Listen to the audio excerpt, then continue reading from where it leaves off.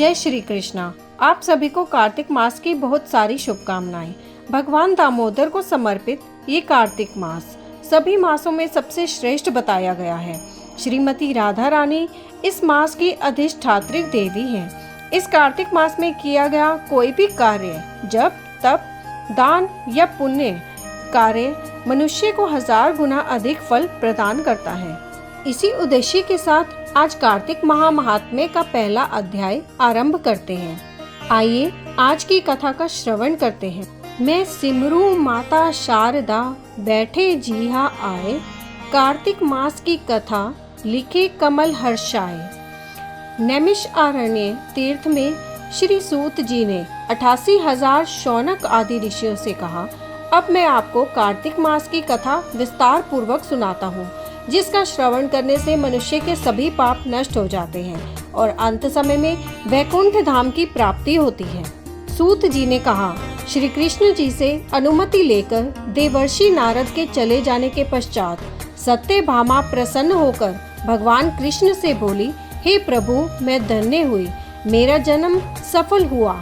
मुझ जैसी सुंदरी के जन्मदाता भी धन्य है, जो आपकी 16,000 स्त्रियों के बीच में आपकी परम प्यारी पत्नी बनी। मैंने आपके साथ नारद जी को वह कल्प वृक्ष आदि पुरुष विधि पूर्वक दान में दिया, परंतु वही कल्प वृक्ष मेरे घर लहराया करता है। यह बात मृत्युलोक में किसी स्त्री को ज्ञात नहीं है। हे त्रिलोकीनाथ, मैं आपसे कुछ पूछने की इच्छुक हूँ।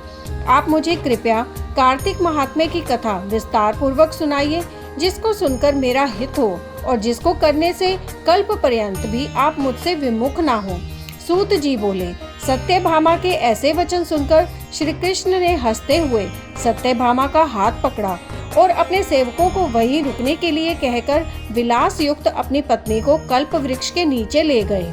फिर हंसकर बोले, हे प्रिय, 16,000 रानियों में से तुम मुझे प्राणों के समान प्यारी हो। तुम्हारे लिए मैंने इंद्र एवं देवताओं से विरोध किया था। हे कांते, जो बात तुमने मुझसे पूछी है उसे सुनो। एक दिन मैंने तुम्हारी इच्छा पूर्ति के लिए गरुड़ पर सवार होकर इंद्रलोक जाकर कल्प वृक्ष मांगा।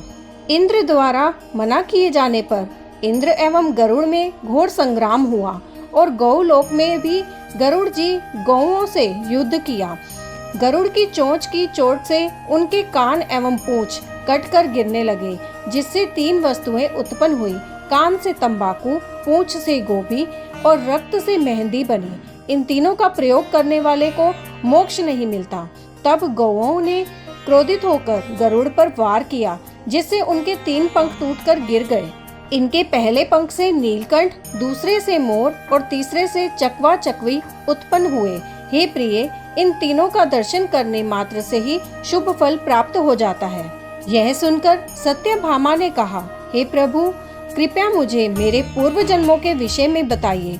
मैंने पूर्व जन्म में कौन कौन से दान, व्रत एवं जप नहीं किए हैं। मेरा स्वभाव कैसा था, मेरे जन्मदाता कौन थे और मुझे मृत्युलोक में जन्म क्यों लेना पड़ा। मैंने ऐसा कौन सा पुण्य कर्म किया था जिससे मैं आपकी अर्धांगिनी हुई। श्री कृष्ण ने कहा, हे प्रिय, अब मैं तुम्हारे द्वारा पूर्व जन्म में किए गए पुण्य कर्मों को विस्तार पूर्वक कहता हूँ, उसे सुनो।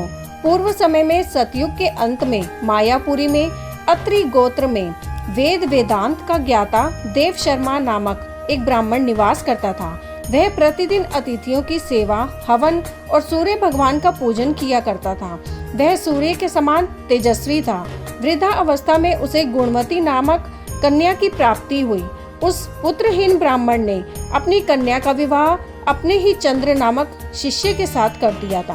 वह चंद्र को अपने पुत्र के समान मानता था और चंद्र भी उसे अपने पिता की भांति सम्मान देता था। एक दिन वे दोनों कुश व समिधा लेने के लिए जंगल में गए। जब वे हिमालय की तलहटी में भ्रमण कर रहे थे, तब उन्हें एक राक्षस आता हुआ दिखाई दिया। उस राक्षस को देखकर भय के कारण उनके अंग शिथिल हो गए और वे वहां से भागने में भी असमर्थ हो गए।